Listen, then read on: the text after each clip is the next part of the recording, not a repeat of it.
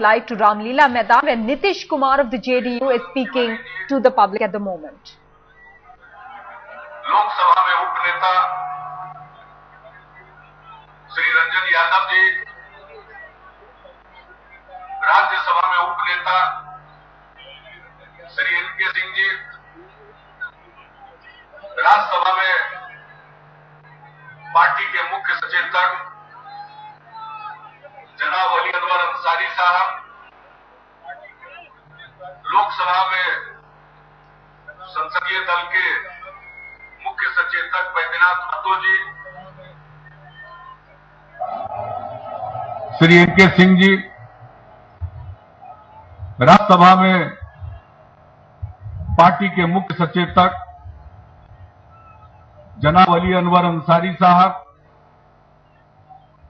लोकसभा में संसदीय दल के मुख्य सचेतक बैद्यनाथ महतो जी, यहां उपस्थित सभी माननीय मंत्रीगण, माननीय सांसदगण, बिहार की विधानसभा और विधान परिषद के सभी यहां उपस्थित सदस्यगण, हमारे सभी सम्मानित साथी और नेतागण, और इस रैली में बिहार से और दिल्ली में रहने वाले बिहार के सभी भाइयों और बहनों, प्रिंट और इलेक्ट्रॉनिक मीडिया के प्रतिनिधि, मैं सबसे पहले इस अधिकार रैली में आए हुए आप तमाम लोगों का अभिनंदन करता हूं। शायद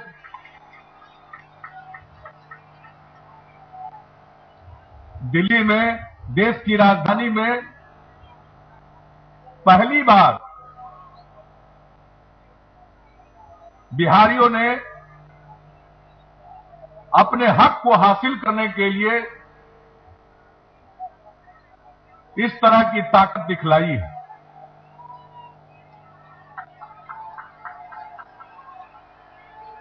आखिर इतनी बड़ी संख्या में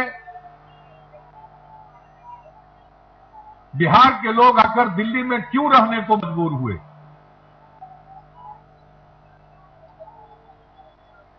एक जमाना था जहां से आज का बिहार है, वहां से देश के शासन व्यवस्था का संचालन होता था। आज का जो बिहार है, उसी में दुनिया का सबसे बड़ा विश्वविद्यालय स्थापित था, नालंदा विश्वविद्यालय।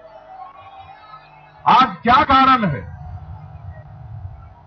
कि लाखों की संख्या में बिहार के लोगों को मजबूर होकर अपने गांव और शहर को छोड़कर दिल्ली या दूसरे महानगरों में रोजगार की तलाश के लिए जाना पड़ता है?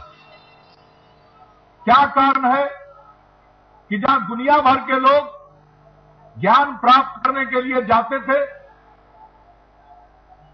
आज वहां के लोग पढ़ने के लिए हमारे नौजवानों को, नवयुवतियों को दिल्ली और दूसरे शहरों में जाना पड़ता है? बिहार के लोगों का इतिहास के हर दौर में बहुत बड़ा योगदान रहा। आजादी की लड़ाई में भी बिहार का जबरदस्त योगदान था। गांधी जी 1917 में चंपारण गए और जो चंपारण सत्याग्रह उनके नेतृत्व में हुआ, उसके बाद ही देश की आजादी की जो लड़ाई थी वो जन आंदोलन का रूप धारण कर सकी। तो उस बिहार ने अपना गौरवपूर्ण स्थान इतिहास के हर कालखंड में रखा। लेकिन क्या कारण, हम पिछड़ते चले गए आजादी के बाद, और आज हम इतना पिछड़ गए हैं कि अगर प्रति व्यक्ति आमदनी को देखिए तो राष्ट्रीय औसत से हम बहुत नीचे हैं। 1/3 से थोड़ा ज्यादा जो राष्ट्रीय औसत है प्रति व्यक्ति आमदनी का, उसके 1/3 से थोड़ा ज्यादा जब हम लोग ने कार्यभार संभाला था तो वो 1/3 के करीब था। अभी थोड़ा बढ़ा, लेकिन फिर भी बहुत पीछे। हमारी दूरी राष्ट्रीय औसत से बहुत ज्यादा है। और इस देश में सबसे कम प्रति व्यक्ति आय किसी प्रदेश में है तो वो बिहार प्रदेश में। यही हाल है आधारभूत संरचना का, ले लीजिए, चाहे सड़क का ले लीजिए 1 लाख की आबादी पर, रेल मार्ग का ले लीजिए, किसी भी चीज में आप लीजिए तो राष्ट्रीय औसत से हम बहुत पीछे हैं। विकास के लिए अगर प्रति व्यक्ति खर्च को देखें तो जो बिहार में प्रति व्यक्ति विकास का खर्च होता है वो देश का जो राष्ट्रीय औसत है उसका लगभग आधा। मानव विकास सूचकांक को देखें, हर मामले में हम पीछे हैं। बिजली की खपत के बारे में देखें तो जहां बिहार में प्रति व्यक्ति 122 यूनिट बिजली उपलब्ध होती है, वहां देश का औसत प्रति व्यक्ति उपलब्धता का आंकड़ा 778 यूनिट का है। हम इतना पीछे हैं, सड़क हो, बिजली हो, और जो मानव विकास के सूचकांक हैं उन सब चीजों में हम पीछे हैं। तो ऐसी स्थिति में क्या बिहार के लिए केंद्र को विशेष नहीं सोचना चाहिए? क्या हमारा हक नहीं बनता है कि हम भी विकसित बने? क्या हमारा हक नहीं बनता है कि हमारे रोजगार के अवसर बिहार में पैदा हो? हमारा भी हक बनता है, हमारा भी अधिकार है, विकास का अधिकार हमारा भी अधिकार है। हमारी उपेक्षा हुई है, हमारे साथ ठीक से व्यवहार नहीं हुआ, नीतियां ऐसी बनी, जो चीजें पहले बिहार में थी वो भी समाप्त हुई। भारतमानीकरण की नीति लागू की गई,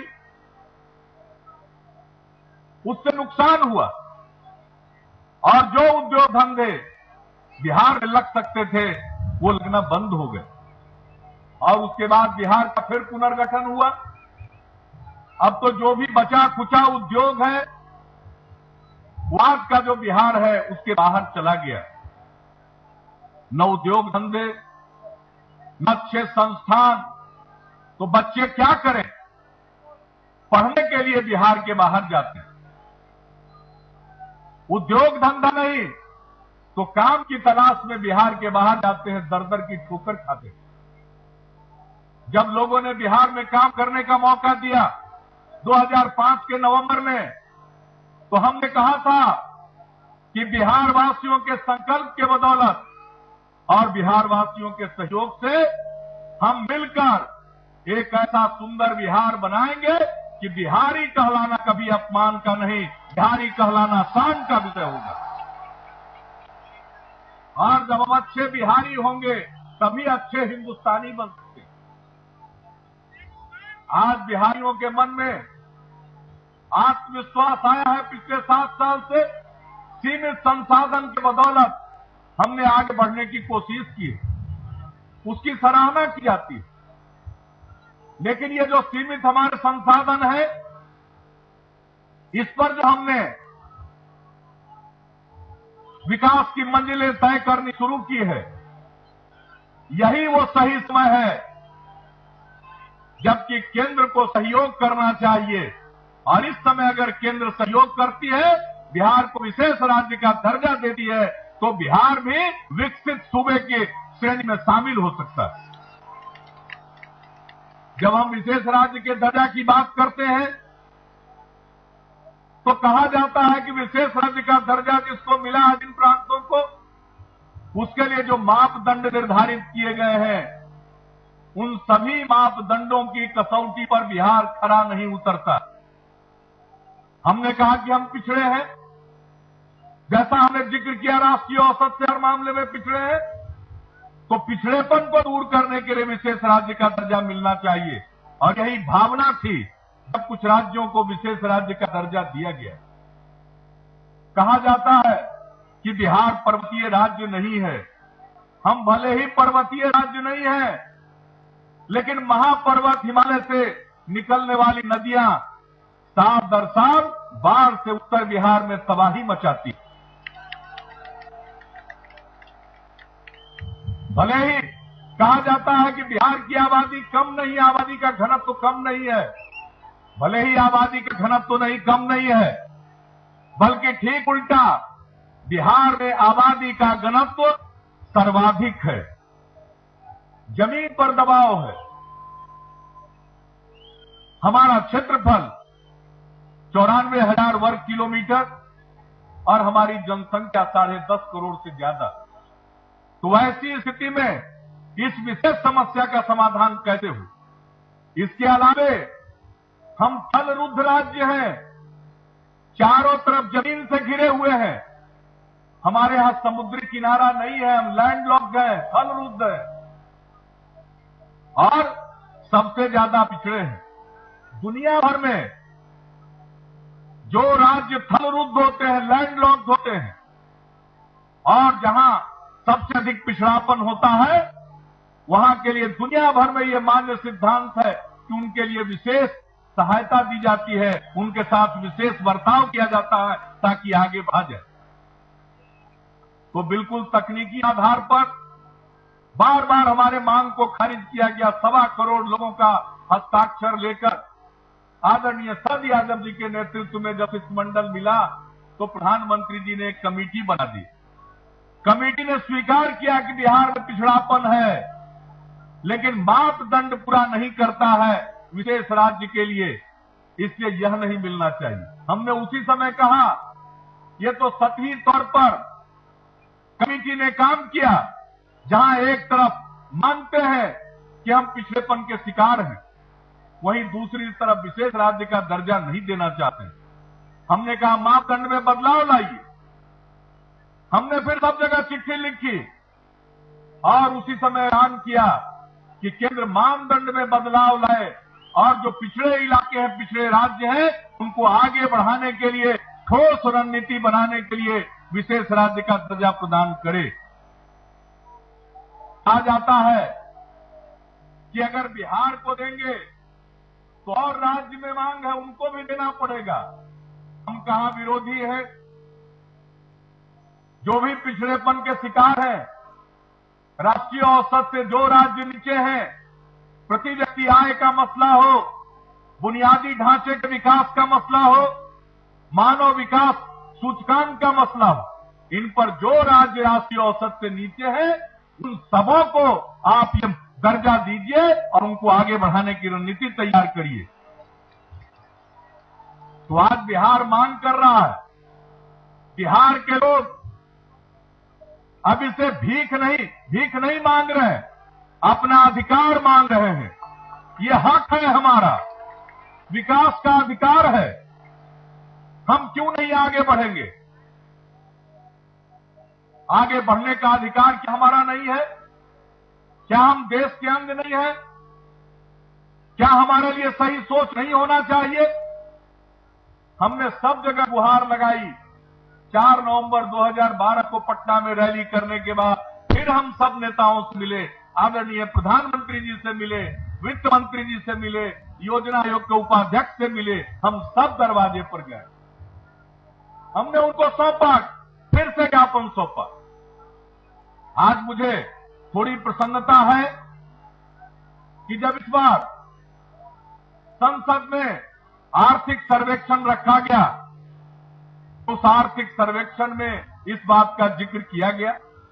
वित्त मंत्री जी ने जो आर्थिक सर्वेक्षण संसद में प्रस्तुत किया है, उसमें उन्होंने कहा है कि हमें विशेष राज्य के दर्जा का जो मानदंड है उस पर फिर से विचार करना होगा, ये उन्होंने कहा। और उन्होंने हमारा जो राष्ट्रीय औसत है, जितनी दूरी पर जो राज्य है उनके लिए रणनीति बनाकर उनकी सहायता की जाए, ये बात जो है उसको सिद्धांत के रूप में स्वीकार किया है। यही नहीं, अगले दिन जब माननीय वित्त मंत्री जी ने बजट प्रस्तुत किया तो अपने बजट भाषण में भी इसका संकेत दिया कि पिछड़ापन का जो आधार है, जो मापदंड है, उसमें बदलाव किया जाएगा, इसका संकेत दिया है। और उन्होंने कहा है कि उसी के आधार पर चाहे योजना का हो या निधियों का अंतरण हो, डिवोल्यूशन हो, उन सबों के लिए हम रणनीति बनाएंगे। तो ये बात कही है, जो बात आज तक हम लोग मांग करते रहे, मानदंड में बदलाव कीजिए, विकास के लिए नई रणनीति बनाइए। जो आपकी आर्थिक नीति है राज्यों को लेकर, उसमें आमूल चूल परिवर्तन की जरूरत है, ये हम मांग करते रहे। आज हमें खुशी है, एक हद तक सिद्धांत के तौर पर वित्त मंत्री जी के बजट भाषण में उसका जिक्र होता है, देश के आर्थिक सर्वेक्षण में उसका जिक्र होता है। चाहे आर्थिक सर्वेक्षण हो या वित्त मंत्री जी का बजट भाषण हो, यह वित्त मंत्रालय का या वित्त मंत्रालय का कोई व्यक्तिगत विचार नहीं होता। ये भारत सरकार का दस्तावेज है और वित्त मंत्री का बजट भाषण केंद्र सरकार की नीतियों का दस्तावेज होता है और बजट भाषण नीतियों का वक्तव्य होता है। हम यही मानते हैं।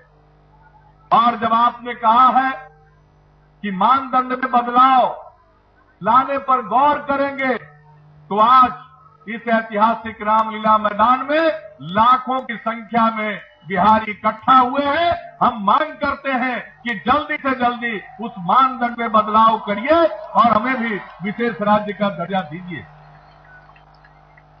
बहनों और भाइयों, हम सिर्फ बिहार की लड़ाई नहीं लड़ रहे, हम बिहार की लड़ाई जरूर लड़ रहे हैं, लेकिन इसी तरह से बिहार की तरह जो भी राज्य पिछड़ेपन के शिकार है, वो एक मायने में उन सबों की लड़ाई है, क्योंकि नीतियां बदलेगी तो लाभ सिर्फ बिहार को नहीं होगा, बल्कि देश के जो समस्त पिछड़े राज्य हैं उनको भी लाभ मिलेगा। और तब सही मायने में देश का समावेशी विकास होगा। प्रधानमंत्री जी बार बार समावेशी विकास की बात करते हैं। आखिर समावेशी विकास का लक्ष्य कैसे प्राप्त होगा? समावेशी विकास का मतलब है कि देश में रहने वाले सभी तबके के लोगों का विकास, चाहे वो हिंदू हो, मुसलमान हो, ऊंची जात के हो, पिछड़ी जात के हो, अति पिछड़े वर्ग के लोग हो, अनुसूचित जाति के हो, जनजाति के हो, दलित समाज के हो, महादलित समाज के हो, स्त्री हो, पुरुष हो, सबका विकास होना चाहिए। और उसी तरह से सभी इलाके का विकास होना चाहिए। ऐसा नहीं होगा कि कुछ राज्यों का तो विकास हो जाए और कुछ राज्य पिछड़ जाए। हमने प्रधानमंत्री जी से कहा, वित्त मंत्री जी से हमने कहा कि आज जो आप लोग चिंतित हैं कि देश का विकास दर घट रहा है, बढ़ने के बाद फिर नीचे आ गया, आखिर ऐसा क्यों होता है? क्योंकि आप निर्भर हैं कुछ विकसित राज्यों पर। अगर पूरे देश का विकास होगा, सभी राज्यों का विकास होगा, तो ये जो उतार चढ़ाव है विकास दर का, वो बंद हो जाएगा। बिहार का विकास दर बहुत अच्छा है, उसकी तारीफ की प्रधानमंत्री जी ने, ट्वीट किया उन्होंने, इसका उल्लेख किया गया, इसकी प्रशंसा की गई, योजना आयोग के दस्तावेज में आए, सब सही है। लेकिन हम सीमित संसाधनों के बदौलत आगे बढ़ रहे हैं। लेकिन क्या स्थिति है? जो देश का जीडीपी है, सकल घरेलू उत्पाद है, हमारी आबादी देश की आबादी का 8.2% है, लेकिन जो देश का सकल घरेलू उत्पाद है उसमें योगदान हमारा मात्र 2.9% का है। जिस दिन आप विशेष राज्य का दर्जा देंगे, हमारा भी योगदान, आबादी है 8.2%, हमारा योगदान होगा 8%, 9%, 10%। हम बहुत ऊंची छलांग लगाना चाहते हैं। तो कल्पना करिए कि आज जो विकास का दर है देश का, वो कहां जाएगा। तो अगर पिछड़े राज्यों के विकास की रणनीति आप बनाएंगे तो ये जो देश का विकास दर है ये उतार चढ़ाव का शिकार नहीं होगा, बल्कि वो दिन दूर नहीं होगा जबकि चीन को पीछे छोड़ करके हिंदुस्तान आगे बढ़ेगा। अगर हम कहते हैं 21वीं सदी हिंदुस्तान की है, तो किस हिंदुस्तान की 21वीं सदी होगी? क्या महानगरों में निवास करने वाले कुछ लोगों के लिए 21वीं सदी होगी या पूरे समस्त भारतवासियों के लिए 21वीं सदी होगी? अगर नीतियों में बदलाव आता है, परिवर्तन आता है, तो मेरा पक्का विश्वास है कि सभी भारतवासियों का के लिए ये 21वीं शताब्दी होगी।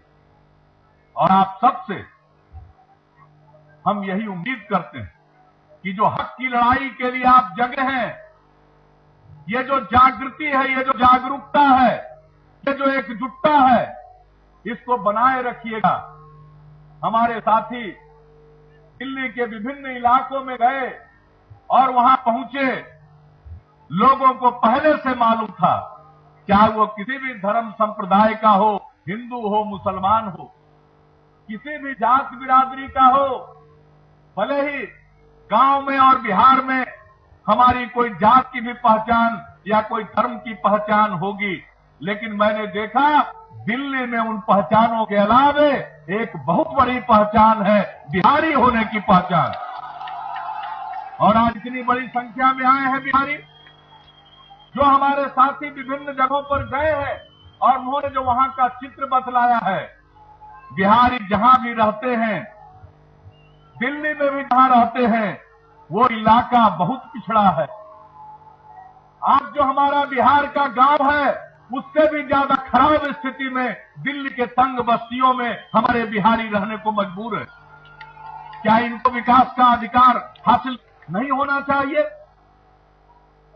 लेकिन यहां पर आए हैं अपने श्रम के बदौलत, अपने हुनर के बदौलत, अपने मेहनत के बदौलत आज अपने लिए बिहार के लोगों ने स्थान बनाया है दिल्ली में।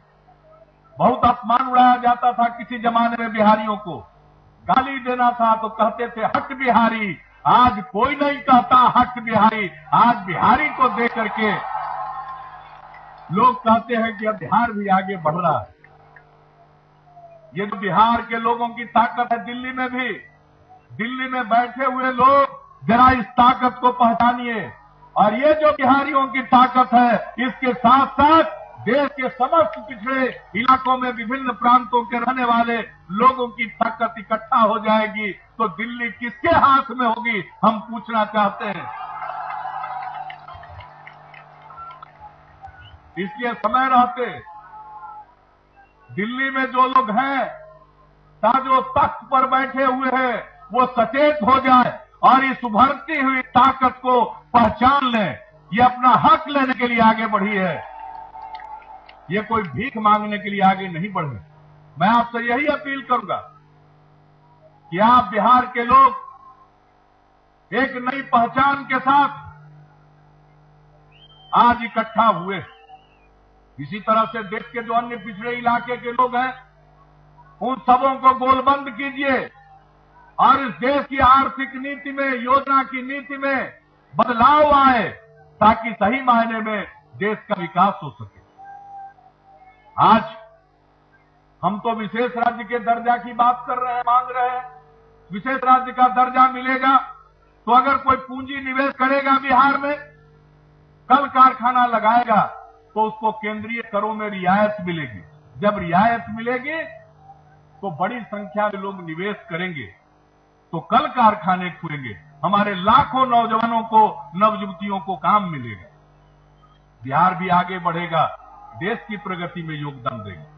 और दूसरी बात है, अगर विशेष राज्य का दर्जा मिलता है तो केंद्र द्वारा प्रायोजित योजनाओं में जो राज्य को हिस्सा देना पड़ता है, वो हिस्सा कम देना पड़ेगा, हमारे पैसे की बचत होगी, हम राज्य के अन्य विकास की और कल्याण की योजनाओं को हम चला सकते हैं। हमारे पास कुछ पैसा था, तब हमने लड़कियों के लिए साइकिल योजना की शुरुआत की। बिहार में कहां 9वीं क्लास में जब हमने योजना की शुरुआत की तो 1,70,000 लड़कियां थी। जब हमने साइकिल योजना प्रारंभ की तो 4 साल में उनकी संख्या 6,40,000 से भी ज्यादा बढ़ गई। हम केंद्र में बैठे हुए लोगों से पूछते हैं कि है कोई ऐसी योजना जिसका लाभ 4 साल के अंदर इतना बड़ा मिला हो शिक्षा के क्षेत्र में? ये कोई केंद्र की योजना नहीं थी, ये राज्य की अपनी योजना थी। हमने लड़कियों को दिया। जब लड़कों को देखा कि मायूस होने लगे तो हमने कहा लड़कों को भी साइकिल योजना का लाभ मिलना चाहिए। आज 12 लाख से भी ज्यादा साइकिल खरीदने के लिए पैसा हम लड़के लड़कियों को 9वीं कक्षा में दे रहे हैं, पोशाक के लिए पैसा दे रहे हैं, बहुत काम कर रहे हैं। जब हमारे पास था तो हमने ये काम किया। आज अगर पैसे की बचत होगी तो और इस प्रकार की योजना हम चलाएंगे। बिहार कृषि प्रधान सूबा, हमने कृषि के विकास के लिए एक रोड मैप बनाया है।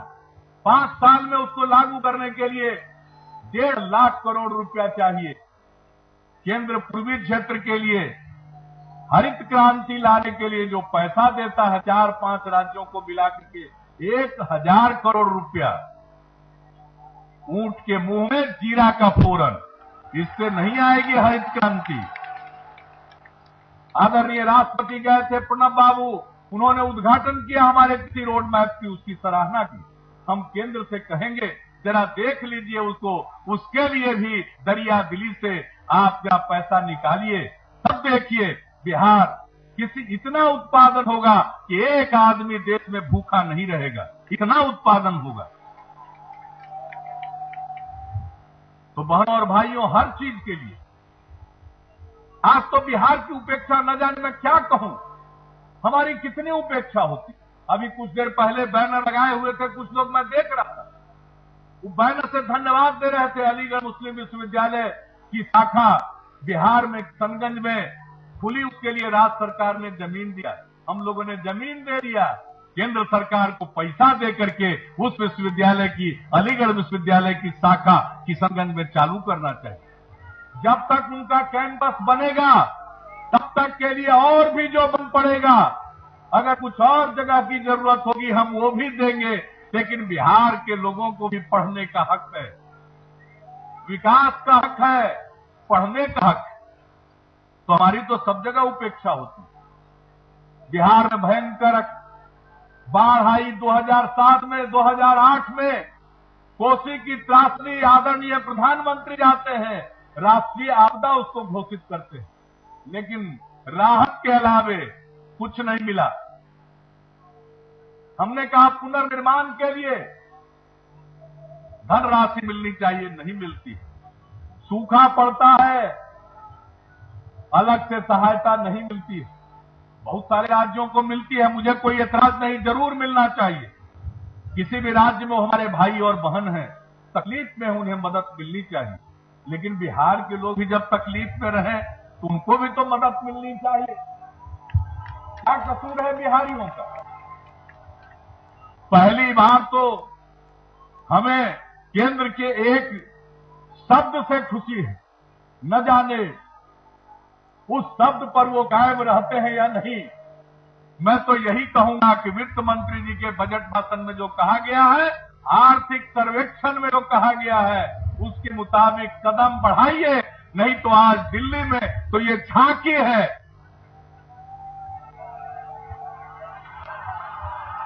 ये तो लोगों ने अंगड़ाई ली है, अभी तो पूरी लड़ाई बाकी है। मैं बार बार कहता हूं कि जो केंद्र ने कहा है मापदंड पर हम पुनर्विचार करेंगे, तो अब जो हमारे हक की लड़ाई है, बिहार को विशेष राज्य का दर्जा प्राप्त करने की लड़ाई है, रोचक दौर में पहुंच गई है। कल तक बहुत विरोधी मेरा मजाक उड़ाते थे कि हम मांग जरूर रहे हैं, मिलने वाला नहीं है। मैं कहता था कि सच की अपनी ताकत होती है और संकल्प के साथ आगे बढ़ेंगे, निश्चित रूप से हमें न्याय मिलेगा, हम अपना हक लेंगे। आज जब उन्होंने कहा है तो आशा की किरण दिखी है। हम उनसे आग्रह करेंगे कि तेजी से इस पर आगे कदम बढ़ावें, आगे कार्रवाई करें, ताकि बिहार का भला हो, देश का भला हो, अन्य पिछड़े राज्यों का भी भला हो। अगर वो देर करते हैं तो बिहार वासियों अब अपनी तैयारी करनी है। ये जो अंगड़ाई है उसको लड़ाई में भी परिणत करना है, या तो अभी दो, नहीं तो 14 के बाद तो जरूर देना पड़ेगा। 2014 को इस तरह से बिहार के लोग उस अवसर का इस्तेमाल करेंगे कि 2014 के बाद जो भी स्थिति होती है, बगैर दिए हुए बिहार को विशेष राज्य का दर्जा, और सिर्फ बिहार को नहीं, बिहार की तरह जो भी पिछड़ेपन के शिकार हैं उन तमाम राज्यों को उनका हक मिलना चाहिए। दिल्ली में वही बैठेगा जो पिछड़े इलाकों के प्रति, पिछड़े लोगों के प्रति जिसके मन में दर्द होगा, वही बैठ सकता है जिसको हमदर्दी हो देश के लोगों से। अब ये देश का ये विभाजन भारत और इंडिया का नहीं चलेगा। हमें ये इंडिया और भारत का विभाजन मंजूर नहीं है। हमें तो एक हिंदुस्तान चाहिए। हर हिंदुस्तानी को अपने देश पर नाज हो और उसके लिए जरूरी है एकजुट होइए। आज की रैली में जिस ढंग से धर्म, मजहब, जात, सब चीज से ऊपर उठ करके आपने जबरदस्त हिस्सेदारी दिखाई है, उसी तरह से 14 में न बाएं देखना है न दाएं देखना है, सीधे देखना है कि दिल्ली ऐसा हो जो हमारे ऊपर न्याय करे, हमारे साथ ठीक व्यवहार करे। तो इस तरह से बहनों और भाइयों, आज आपने संकल्प भी ले लिया है और मुझे तो पूरा भरोसा है कि आज के बाद तेजी से हरकत होगी और जो बात कही गई है उसको अमली जामा पहनाया जाएगा। लेकिन अगर उसको अमली जामा नहीं पहनाया जाएगा तब बिहारी इतना बुद्धू नहीं है, वो सब चीज को समझता है कि सही में दिल से आवाज निकली है या नहीं निकली है। तो इस लड़ाई को मंजिल तक पहुंचाना है कि नहीं पहुंचाना है, और जो संकल्प लिया है आपने, जो प्रदेश अध्यक्ष जी ने आपके सामने पढ़ा है, हम तब तक चैन से नहीं बैठेंगे जब हम विशेष राज्य के दर्जा का हक प्राप्त नहीं कर लेते हैं। अगर आप इसके पक्ष में हैं तो दोनों हाथ उठा करके बहुत बहुत धन्यवाद। ये जो लाखों हाथ उठे हैं ये संकल्प के साथ उठे हैं और हम सचमुच तब तक संघर्ष करेंगे जब तक कि हमारा हक हासिल न हो जाए, विकास का अधिकार हम प्राप्त न कर जाए, हमारे बिहार के लोगों को भी, अन्य पिछड़े इलाके के लोगों के भी जीवन स्तर में सुधार आवे, हम भी सम्मान के साथ जीवन जी सके।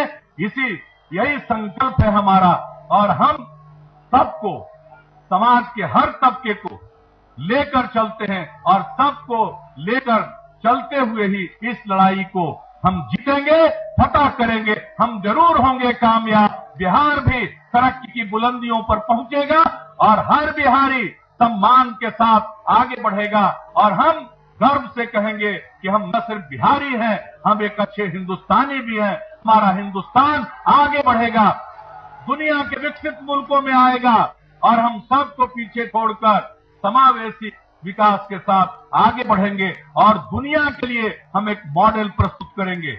आज विकास के मॉडल की चर्चा होती है। ये जो मॉडल है सबको साथ लेकर चलने का मॉडल, सबको मिलाकर चलने का मॉडल, ये असली हिंदुस्तान के विकास का मॉडल। तो इन्हीं सबों के साथ आपने जो संकल्प व्यक्त किया, मैं आप सबका अभिनंदन करता हूं। इतनी संख्या में आप सब यहां पधारे, मैं आप सबको हृदय से धन्यवाद देता हूं। और हमारे जो साथी बिहार से चलकर 1000 किलोमीटर से भी ज्यादा 1200-1400 किलोमीटर की यात्रा करके यहां पहुंचे, मैं सबका अभिनंदन करता हूं, सबको धन्यवाद देता हूं। और जो हमारे हजारों साथी रात दिन लोगों के बीच में जनसंपर्क करते रहे, मैं उन सबको आज की शानदार रैली के लिए बधाई देता हूं, उनका अभिनंदन करता हूं। इन्हीं शब्दों के साथ मैं आप सबको धन्यवाद देते हुए अपनी बात को ही समाप्त करता हूं। जय बिहार, जय हिंद।